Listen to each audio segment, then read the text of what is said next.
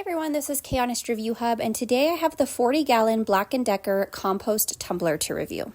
I got into composting this year because my family all does it, but none of their composters really stood out to me. So after research, I did find this BLACK+DECKER one, and I'm so glad that I purchased this one over any others. It is super easy to spin, perfect for beginners, and I would highly recommend it. So I'm going to go ahead and show you all the different features of this BLACK+DECKER composter. So it does have the dual chambers, one for adding compost and one that's already ready to add to your soil, to your garden, wherever you're going to put the compost. These doors are secure but do slide very easily, allowing you to add your compost.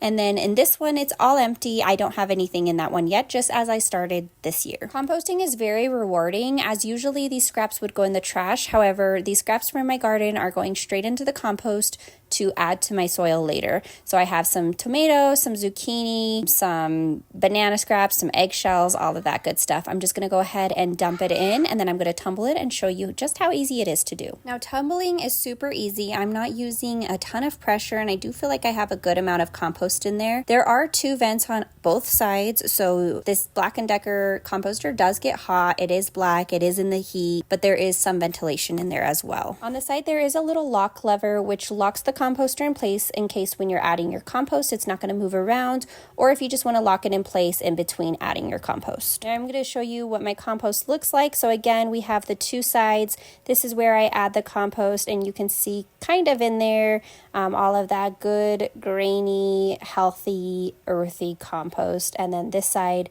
is empty, as I have not yet finished any compost. And then moving around to the side here, I'm just going to show you the handle. It's very easy to turn, but still feels very secure and strong, like it's going to last for a while.